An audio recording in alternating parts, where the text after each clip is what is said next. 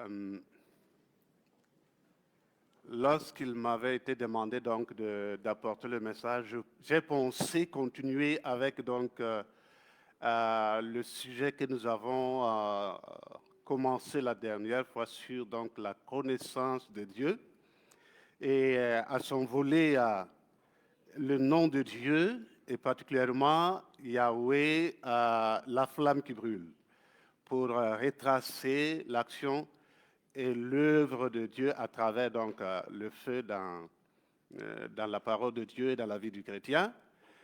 Mais au cours de la semaine, il y a un message qui s'était imposé à mon esprit et j'ai tenté de revenir sur le sujet, mais ça n'a pas donné.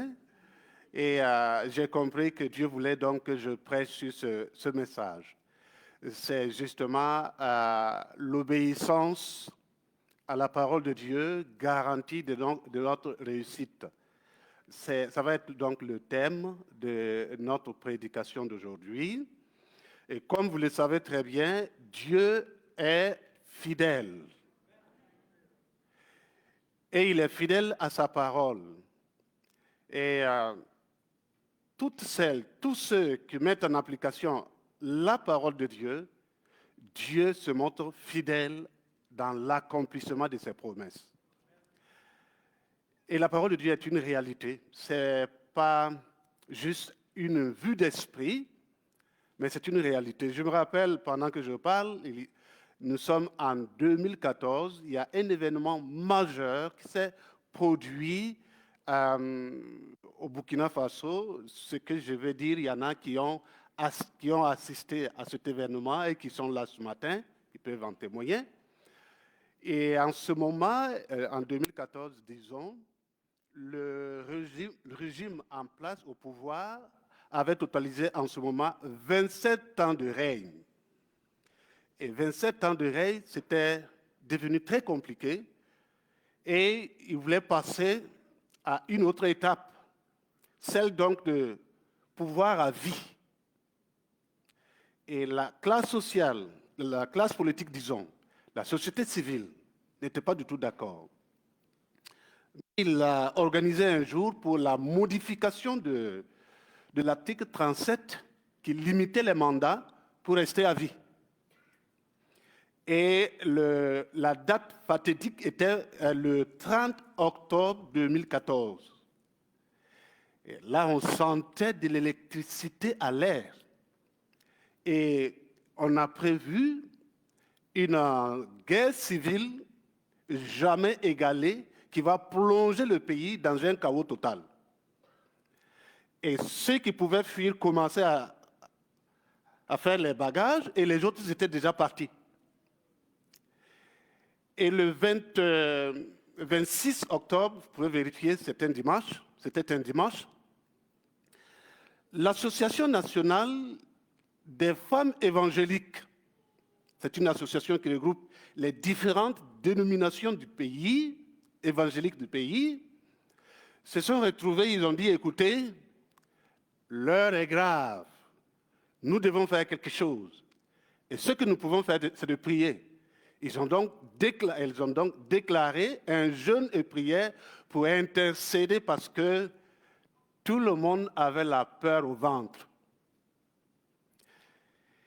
Et j'étais à l'époque le responsable national des œuvres spirituelles de la Fédération des Églises et Missions évangéliques qui regroupe donc plusieurs dénominations évangéliques.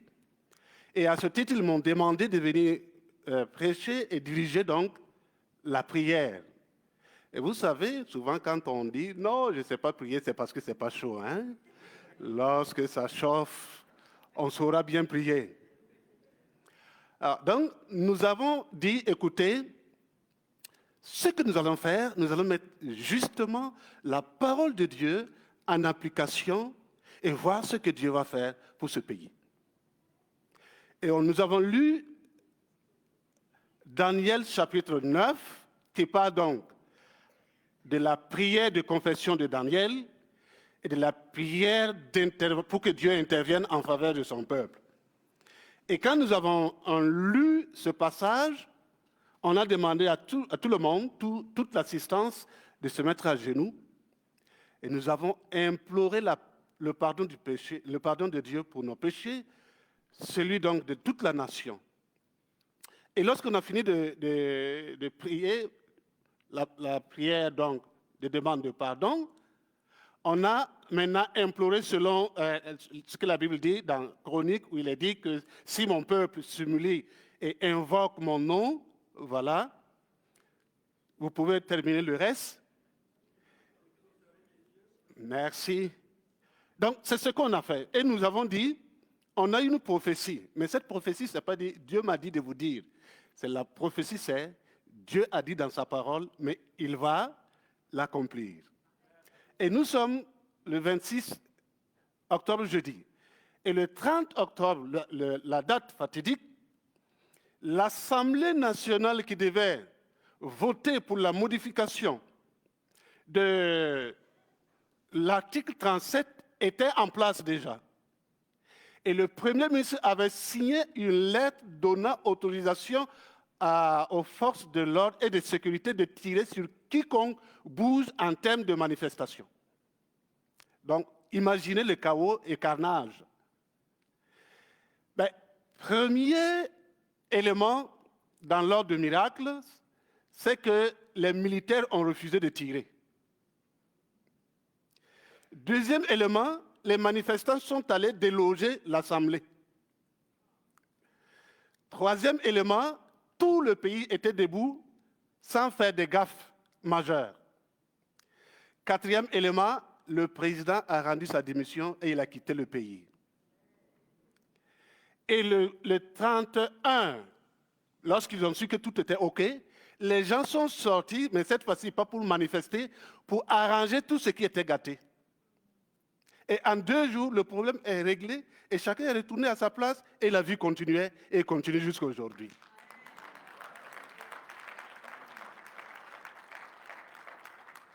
Et vous pouvez vérifier ce que j'ai dit dans le net pour ceux qui veulent.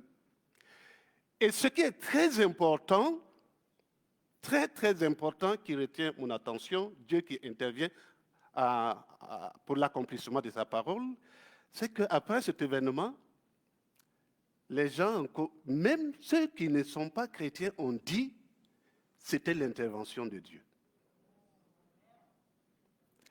Et pour encore continuer, ils disent non, Dieu, il est burkinabé. Ensuite, ils ont dit, Dieu, il dort au Burkina. Parce que personne ne pouvait imaginer que les choses allaient se passer aussi simplement que possible. Dieu est fidèle à sa parole. Que le Seigneur nous bénisse. Et pour donc notre message, nous avons 2 passages bibliques qui constituent donc les passages de base. Nous avons Josué 1:8 et Jean 15, le verset 7. Prenons par exemple Josué 1:18 que nous connaissons très bien et par cœur. Quelqu'un peut se lever rapidement et réciter ça sans aucun problème. Je suis convaincu. Là, il est dit que ce livre de la loi ne s'éloigne point de ta bouche.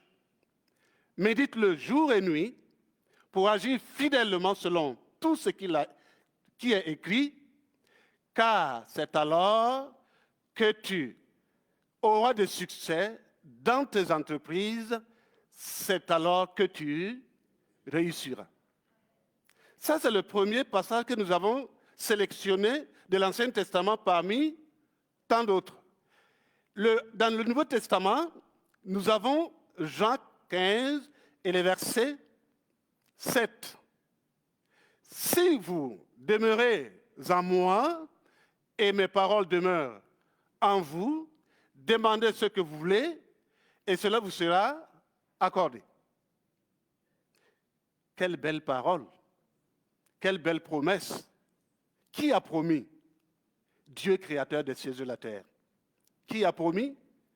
Celui qui n'a pas dans son vocabulaire l'impossibilité. Qui a promis? Le Dieu Tout-Puissant qui a promis. Et quand il promet, il le fait.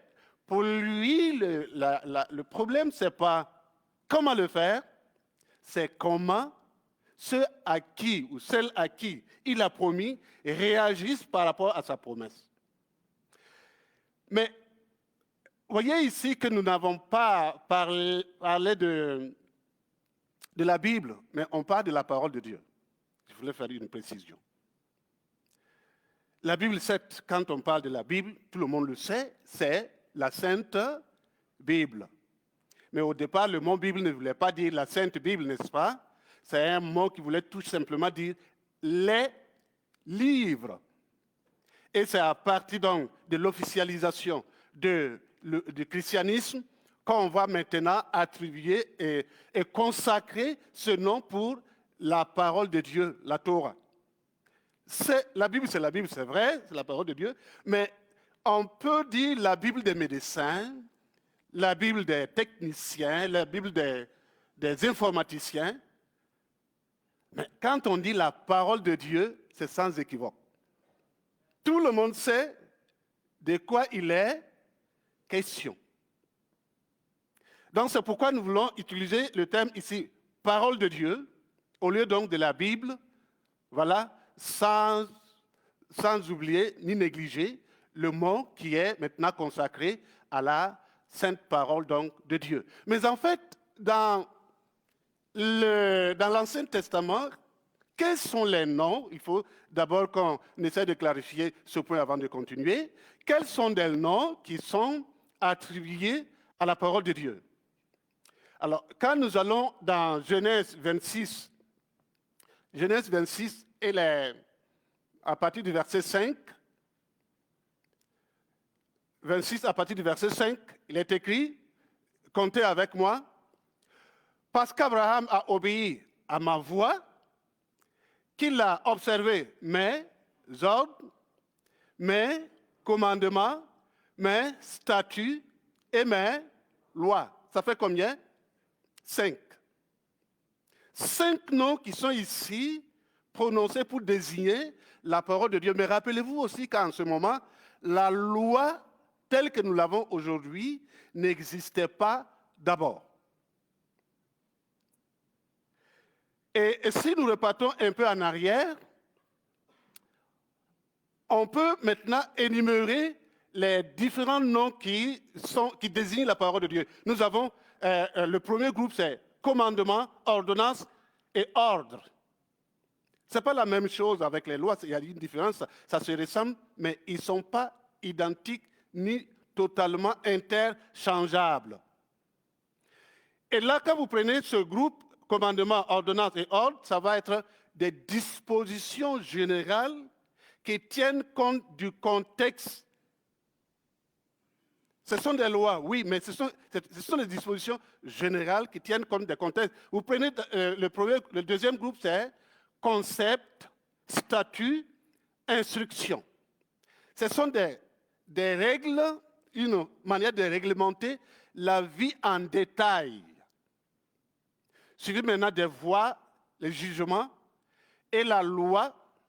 La loi maintenant, ce sont les principes fondamentaux inchangeables. C'est pourquoi quand Jésus est arrivé, il va faire la différence. Il va dire, vous avez appris œil pour œil, la loi du talion, n'est-ce pas? Et moi je vous dis, quand on vous tape sur la joue droite, donnez-en la gauche. Il y a eu modification ou pas? Oui. Pourquoi? Parce que ces lois ne font pas partie des lois inchangeables. Ce n'est pas des lois fondamentales si vous voulez, des principes fondamentaux inchangeables. Donc, Jésus a modifié et il a rendu l'aspect spirituel de cette loi. Et quand vous allez dans la loi, les principes fondamentaux, remarquez que Jésus n'a rien changé, n'est-ce pas? C'est resté à l'état. Donc, la loi fondamentale n'a pas été changée. Au contraire, Jésus a donné la portée spirituelle de ces lois. C'est pourquoi il a dit, vous avez appris que quand vous tuez quelqu'un, vous avez commis un péché. Mais moi, je vous dis que si vous haïssez quelqu'un, vous avez... Donc, c'est la portée spirituelle que Jésus va compléter. Il ne va pas changer. Il va expliquer en réalité quel était le sens originel de cette loi. C'est pour nous amener à ne pas nous haïr les uns les autres. Donc, ce sont ces lois, ces thèmes qui vont désigner la parole de Dieu. On peut les regrouper en deux catégories, hein, la loi fondamentale et les lois associées.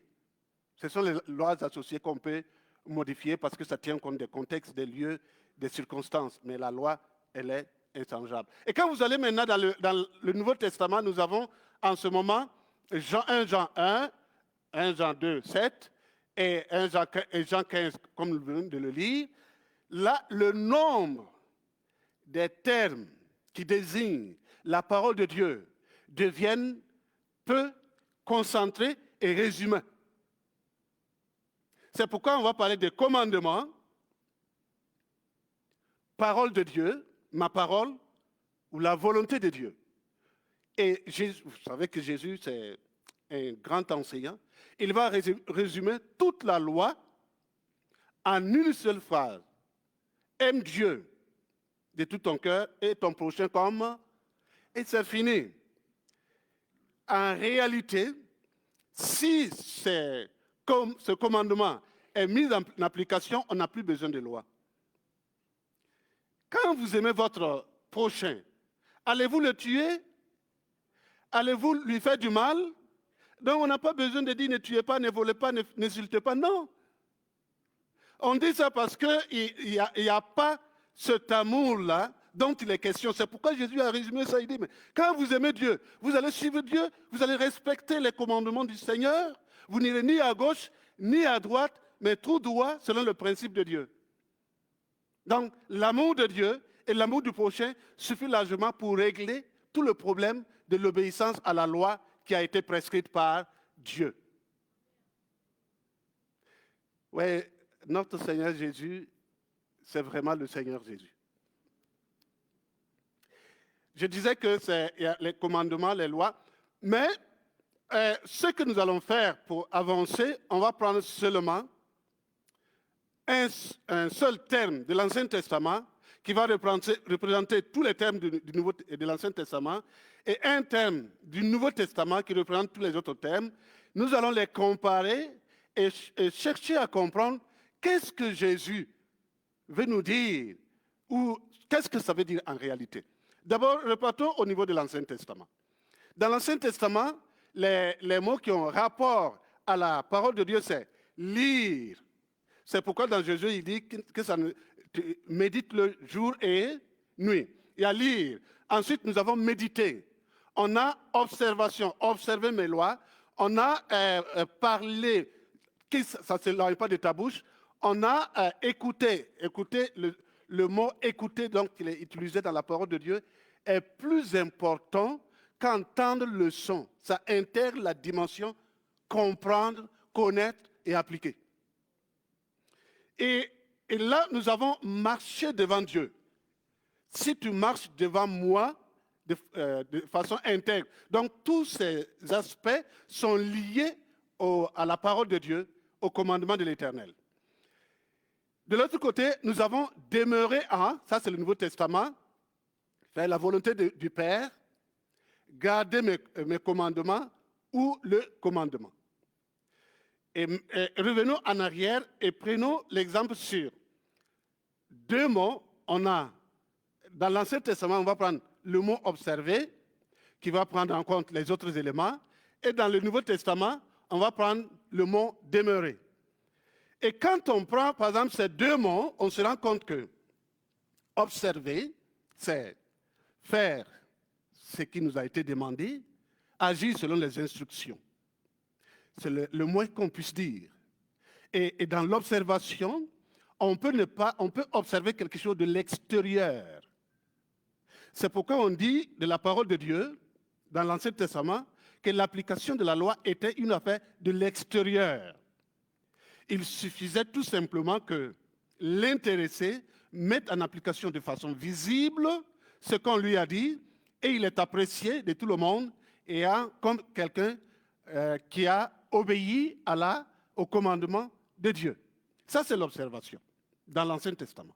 Il est extérieur. Mais lorsque vous allez dans le Nouveau Testament, on parle maintenant de demeurer. Et le demeurer ici, ça va être rester le même, ne pas changer, si vous voulez. Alors, continuer à être, garder, ne pas partir, s'attendre, attendre quelqu'un, d'une part, et d'autre part, y pénétrer, être toujours présent, rester, s'y établir, demeurer et endurer. Quand nous prenons maintenant ces situations pour mieux nous permettre d'aller, je vais reconstruire ça, pour nous permettre d'aller tranquillement dans ce que nous voulons dire, surtout demeurer, puisque Jésus a dit, si vous demeurez en moi et que ma parole demeure en vous. Alors, reprenons les choses autrement. Pour mieux comprendre, on va dire, si vous vous établissez en moi ou sur moi, et que ma parole pénètre en vous, demandez ce dont vous avez besoin, et cela vous sera accordé. Pourquoi parler de pénétrer au lieu de garder le mot demeurer ici? Allons-y un peu devant. Qu'est-ce que la Bible dit dans Hébreux 4, 12? Il a dit, car la parole de Dieu est vivante et efficace, plus tranchante qu'une épée à double tranchant, n'est-ce pas? Pénétrant jusqu'à partager l'âme et l'esprit, jointure et moelle, elle juge les sentiments et les pensées du cœur. C'est un peu flou ce que je lis. Voilà ce que, vous voyez, il y a eu comme une progression. Dans l'Ancien Testament, on parle d'observation, c'est extérieur. Dans le Nouveau Testament, on parle de demeurer en, c'est à l'intérieur. Donc, on voit un déplacement de l'extérieur à l'intérieur. Parce que ce qui se passe à l'intérieur est plus important que ce qui se passe à l'extérieur. Vous pouvez vaincre quelqu'un sans le convaincre. Et s'il n'est pas convaincu, il va revenir à la charge. Mais s'il est convaincu, vous l'avez gagné. Si c'est seulement il est vaincu, eh bien, le jour où il aura la force pour revenir à la charge, il vous écrase. Mais quand il est convaincu, c'est fini. Donc c'est pourquoi Jésus va transférer l'application de la parole de Dieu à l'intérieur au lieu que ce soit à l'extérieur. Et c'est pourquoi le mot pénétrer convient mieux, parce que de toute façon, plus tard, par l'Esprit de Dieu, on va parler de pénétration au lieu de demeurer, même si c'est à peu près la même chose. Alors, quand, par exemple, un autre élément, vous voyez, lorsque la Samaritaine a rejoint Jésus dans le puits, qu'est-ce que Jésus a dit? Vous adorez ce que vous ne connaissez pas. Les vrais adorateurs adoreront Dieu en esprit et en... Ce n'est plus aller à Jérusalem. Parce qu'en ce moment, si tu réussissais une fois, ceux qui sont de l'extérieur, aller à Jérusalem pour adorer Dieu dans le temple, tu étais le super croyant, le saint des saints. Et Jésus dit non, ce n'est pas ça la vraie adoration. C'est ce qui se passe en esprit et en vérité. C'est ça que Jésus est en train d'enseigner par rapport à la mise en application de la parole de Dieu. Alors, et qu'est-ce que cela nous représente? Voyons un peu. C'est-à-dire cette pénétration, nous allons garder maintenant le mot pénétration parce qu'on a dit, on a reformulé la phrase en disant si vous vous établissez en Christ. Et quand on parle d'établir, rappelons-nous que Jésus a dit, je suis celui qui construit sur le roc, n'est-ce pas? Et il a dit qu'il a la pierre angulaire. Vous voyez, donc ça convient mieux, le mot s'établit là convient mieux exactement dans ce cas précis. Alors, donc, vous voyez, la pénétration de la parole de Dieu va commencer à toucher notre esprit, c'est-à-dire notre pensée. La pensée est pénétrée par cette parole. Et quand elle est pénétrée, elle est façonnée, elle est modélée, elle est vraiment façonnée dans le sens que la Bible a dit, que tout ce qui est agréable, tout ce qui est juste, tout ce qui est appréciable, soit l'objet de votre pensée. C'est-à-dire, quand la parole de Dieu est là, elle arrange notre pensée pour qu'elle pense bonne et de la meilleure manière, selon Dieu. Donc, il y a la pénétration de notre esprit par la parole de Dieu. Ensuite, nous avons la volonté. Et dans la volonté, l'âme. Et dans l'âme, notre volonté est pénétrée par la parole de Dieu. Notre intelligence est pénétrée par la parole de Dieu. Nos désirs, nos appétits, nos perceptions, nos entendements, nos envies. Et quoi d'autre que vous pouvez nous dire en plus? Désir, on a dit le désir. Les projets, nos visions, tout ce que nous allons appréhender est pénétré par la parole de Dieu. En ce sens que nous-mêmes, à l'intérieur de nous, nous sommes tellement modélés par cette parole que nous ressemblons à la parole et à l'auteur de la parole. Et c'est pourquoi la Bible dit que nous sommes à l'image de Christ et que nous tendons à la stature parfaite de Christ. Donc, c'est la parole de Dieu qui peut nous façonner de manière à ce que nous ressemblions à notre Seigneur.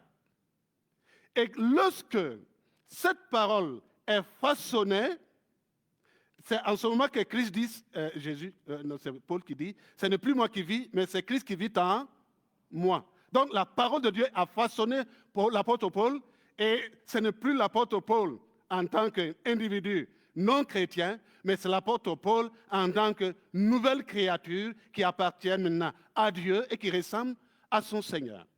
Et à partir de ce moment, nous n'allons plus instrumentaliser la parole de Dieu, mais c'est la parole de Dieu qui va nous manipuler. Parce que nous pouvons manipuler la parole de Dieu, trouver le verset que vous voulez. Je me rappelle, il y a un grand voleur très renommé qui avait quand même la Bible. Et avant d'aller opérer le vol, il lit la Bible avant de partir. Et il gardait la Bible toujours comme ça avec lui.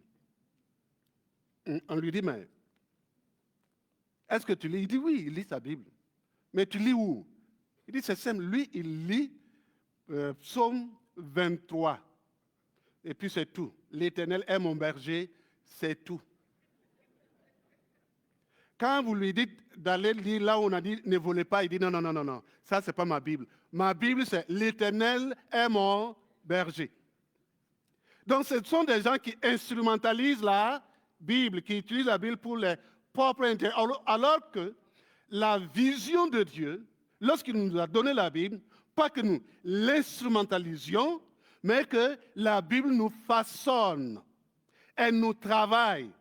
Mais le problème, c'est comment est-ce que la Bible peut nous travailler, la parole de Dieu peut nous travailler, si vous voulez, nous pénétrer et demeurer en nous si nous ne sommes pas en contact tout le temps, à chaque instant, avec cette parole. Si, par exemple, moi, je dois lire la parole une fois par semaine, parce que je suis à l'église, imaginez ce qui va se passer. Et remettons ça autrement. Supposons que quelqu'un décide de ne manger qu'une fois par semaine dans sa vie. Qu'est-ce qu'il va devenir? Hein? Une fois par semaine, qu'est-ce qu'il va devenir? Même s'il est grand, gros, qu'est-ce qu'il va devenir? Parce qu'il n'aura pas de force. Et c'est la même chose pour notre corps spirituel. Si c'est seulement une fois par semaine que nous mangeons, nous sommes tellement faibles que n'importe quel petit vent qui passe, pas seulement nous terrasse, mais nous transporte. C'est pourquoi il faut laisser la parole de Dieu nous pénétrer. Et pour qu'elle nous pénètre et nous façonne, on doit être en contact avec elle tous les jours, de sorte que nous fassions corps avec la parole. Et lorsque nous faisons corps avec cette parole, elle travaille en nous. Et quand elle travaille en nous, Dieu est présent. Et lorsque la parole façonne notre être, elle va nous conditionner, comme je le disais, à ressembler à Dieu. À partir de ce moment, tout ce que nous voulons, tout ce que nous désirons, tout ce que nous demandons s'inscrit dans la volonté de Dieu. Parce que nous-mêmes, nous sommes façonnés selon sa volonté, donc nos désirs peuvent s'inscrire facilement en ce moment dans la volonté de Dieu. Et c'est pourquoi il dit que demandez tout ce dont vous voulez et cela vous sera accordé. Si la parole de Dieu ne nous façonne pas, c'est sûr qu'il y a bien des choses que nous allons demander que Dieu va déprécier. C'est ce que Jacques a dit. Vous demandez, vous ne recevez pas parce que vous demandez mal. Pourquoi? Vous demandez pour satisfaire vos propres convoitises. Il y a des choses qui sont utiles pour nous, mais le motif qui nous pousse à demander, à chercher la chose n'est pas bien. Et Dieu ne va pas souvent suivre nos petites caprices. Ou bien, par exemple, je prends un exemple, avoir un moyen de déplacement est quelque chose de très utile. Tout le monde en désire, c'est tout à fait normal. Mais tout dépend de la motivation qui me pousse à chercher ce moyen de déplacement. Je peux chercher un véhicule parce que tout simplement, je veux que quand je suis dans ce véhicule, que tout le monde sache que c'est moi. Je connais quelqu'un qui a acheté une nouvelle moto. Et quand il passe et qu'il voit des gens arrêtés quelque part, il fait pour que les gens sachent que c'est lui qui est sur la moto. C'est moi qui suis là. Regardez, je suis en train de rouler. C'est une grosse moto. Tout le monde ne peut pas avoir ça, mais je l'ai quand même. Mais vous pensez que Dieu va nous exaucer la prière à cause de ça? C'est pourquoi Jacques dit non, vous demandez mal, vous ne recevez pas. Mais quand nous sommes pénétrés par la parole de Dieu, elle nous conduit dans nos demandes. Vous voyez,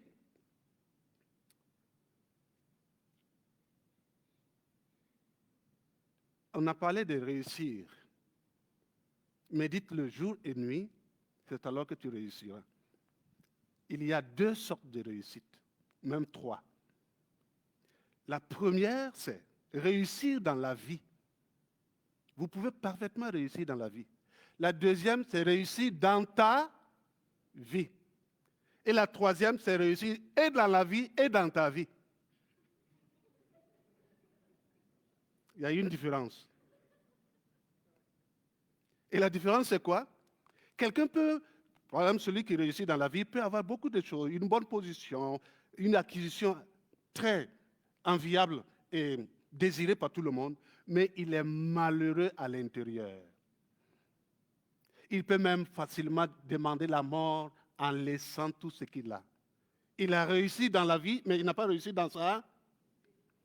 Alors que celui qui a réussi dans sa vie peut ne pas forcément avoir ce que tout le monde désire, mais il est content, il est heureux. Il est tranquille. Il sait se contenter de ce qu'il a. Je donne cet exemple, vous savez, dans certains endroits, avoir juste un vélo, c'est pour ceux qui sont de la très basse classe. Alors, donc cette fois-ci, il y a un monsieur, lui, il avait une bonne voiture, donc considéré comme la haute classe, pour ceux qui possèdent ce type de biens. Et lui, il était dépassé, il a garé son véhicule quelque part, parqué son véhicule, et il est descendu, s'est assis, en train de pleurer. Et pendant qu'il pleurait, il a vu un couple. Et le monsieur a remorqué sa femme derrière. Je ne sais pas si ici, on remorque des gens sur des vélos. Mais là-bas, c'est possible. Donc, il a remorqué sa femme derrière, sur le vélo. Mais un vélo qui n'a pas tout ce qu'il faut pour lui, pour le vélo. Il y a des choses qui manquaient. Et pendant qu'il ils pédalaient, ils se parlaient et ils riaient à éclats. Et pendant qu'ils riaient à l'éclat, le monsieur possesseur d'un gros véhicule, disons, dit, mais je ne peux pas comprendre que ces deux-là soient sur un vélo et puis ils rient comme ça, ils sont joyeux. Entre les deux, qui a réussi sa vie?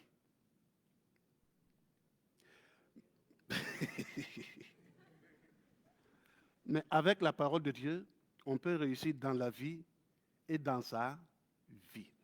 C'est pourquoi il a dit, et tu réussiras. Et vous voyez, dans l'Ancien Testament, il est parlé de réussir dans tes entreprises, n'est-ce pas? C'est-à-dire, c'est ce que tu fais, ce que tu peux faire. Et Dieu va t'accompagner de manière à ce que tu fais réussisse non seulement normalement, mais de façon exceptionnelle. Mais dans le Nouveau Testament, on parle de demander. Et demander ici, ça veut dire qu'on demande ce qu'on n'a pas. C'est ça? C'est ce qu'on n'a pas qu'on demande. Donc, dans le Nouveau Testament, ce n'est pas seulement ce qu'on a et ce qu'on fait, mais ce qu'on n'a même pas, on peut demander à Dieu et Dieu peut nous l'accorder.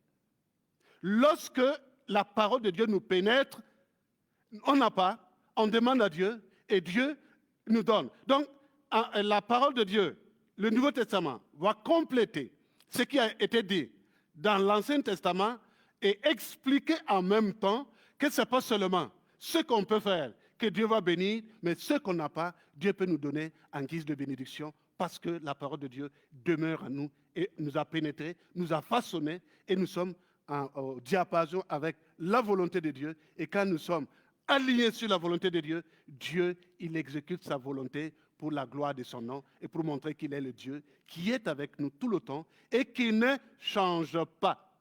Voyez, si vous voulez, voyez comment il est dit, vous observez mes lois et mes ordonnances. L'homme qui les mettra en pratique vivra par elles. Ça, c'est la promesse.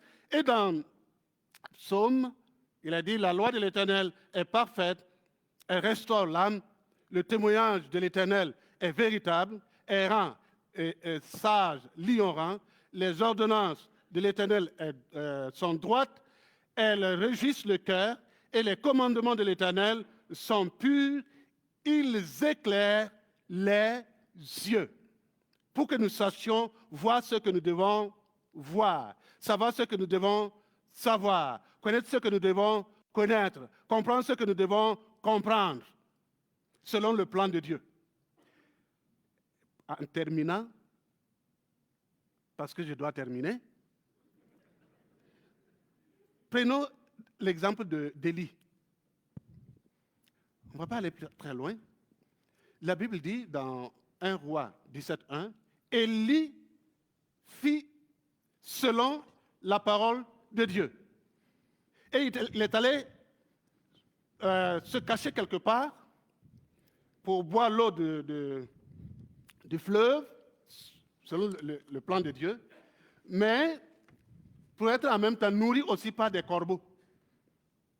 Je ne sais pas si vous avez déjà vu, en tout cas, je n'ai jamais vu, un oiseau qui apporte de la nourriture à un être humain. Ça n'existe pas. D'abord, le corbeau, la viande, lui-même, il en a besoin. Donc, tu ne peux pas avoir besoin de la viande et puis en même temps aller servir quelqu'un d'autre. Et qui lui a dit d'ailleurs, Élie est là-bas. Et la viande était cuite, hein? C'était préparé. Et c'est encore il a pris avec quoi? Je suppose, soit avec le bec ou les. Mais vous pensez qu'il va goûter ça et puis aller donner? Mais c'est le miracle. Et encore, on dit qu'il a apporté le pain. Depuis quand un corbeau a déjà été un boulanger? Et s'il a eu le pain, c'est que la viande aussi était bien cuite. Alors il vient le remettre à Élie parce qu'Élie a obéi à la voix de Dieu et il a vu ce qu'il n'a jamais vu, ce qu'il n'a jamais entendu. C'est ce qui se passe dans la vie. Et terminons avec ce passage. Caleb et Josué ont pleinement suivi la voie de l'Éternel. Pourquoi ils sont rentrés dans le pays promis? Parce qu'ils ont suivi pleinement la voie de l'Éternel. Ce que les autres n'ont pas pu faire, Et ils ont pu faire à cause de ça. Que le Seigneur nous aide, que Dieu nous fortifie, qu'il nous donne d'appliquer la parole de Dieu pour qu'il accomplisse ses promesses dans notre vie. Nous allons réussir parce que la parole de Dieu nous a été donnée. Et nous allons avancer parce que nous mettons en application ce qui a été dit. Et je défie quiconque mettra la parole de Dieu en application et puis déçu. Ça n'existe pas. Je peux vous donner des témoignages jusqu'à demain matin sur la question. Mais je m'arrête là. Merci.